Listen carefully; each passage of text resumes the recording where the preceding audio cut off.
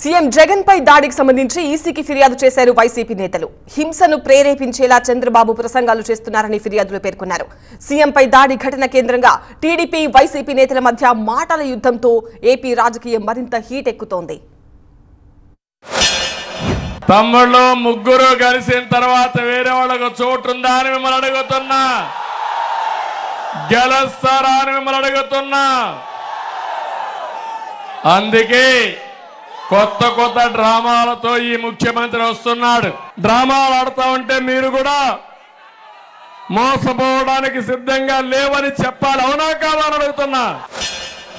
ఎవడన్నా మనిషిని ఎవడు నమ్ముతాడా? ఎవడో రాక్షసులు అయితే తప్ప ఇలాంటి ఆలోచన వస్తుందా? మనిషిని వాడికి ఎవరికైనా వస్తుందా? అటాక్ కొట్టుకుంటారా? చంద్రబాబుని కొట్టుకోమని చూస్తా. అలిపిరిలో ఆయన అట్లే ఎగిరిపడినాడా? తనే చేసుకున్నాడు. సానుభూతి కోసం మన ఎన్నికలు పోవాలని చూశాడు కదా. అప్పుడు ఎవరు అనలేదు, ఇలాంటి చిల్లర మాటలు ఎవరు మాట్లాడలేదు. అనడానికి ఎట్లా వస్తుంది అంటే జనం ఉమ్మేస్తారు మొహం మీద అనేది ఉండాలి కదా. వీళ్ళకి ఆలోచన కూడా ఉన్నట్లేదు. దుర్మార్గాలు ఎన్ని ఉన్నా కూడా శాంతియుతంగానే ఎదుర్కొంటూ వచ్చాం. ప్రజలకు తీర్పికోవడం, ప్రజలు కూడా అట్లే ఆదరించారు. ఈరోజు కూడా అంతే.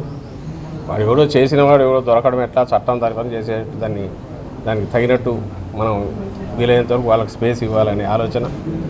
అలాగే ఇలాంటి వాటిలో పడడం కాకుండా అందుకే రేపొద్దున మళ్ళీ యాత్ర మొదలవుతుంది.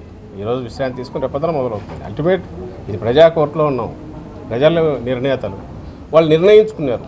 చంద్రబాబు నాయుడు భయం, బాధ, అక్కసు, కడుపు మంట అయితే దాని నుంచి వచ్చిందే. ఈరోజు నిర్ణయించుకునే అది కనపడుతోంది. మేము మనం ఉండేది ప్రజలకు మనం చెప్పాలా, అక్కడి నుంచి తీర్పు పొందాలనుకుంటున్నాం. కాబట్టి ఆ మార్గంలోనే పోతాం తప్ప ఇలాంటి మార్గంలో పోము.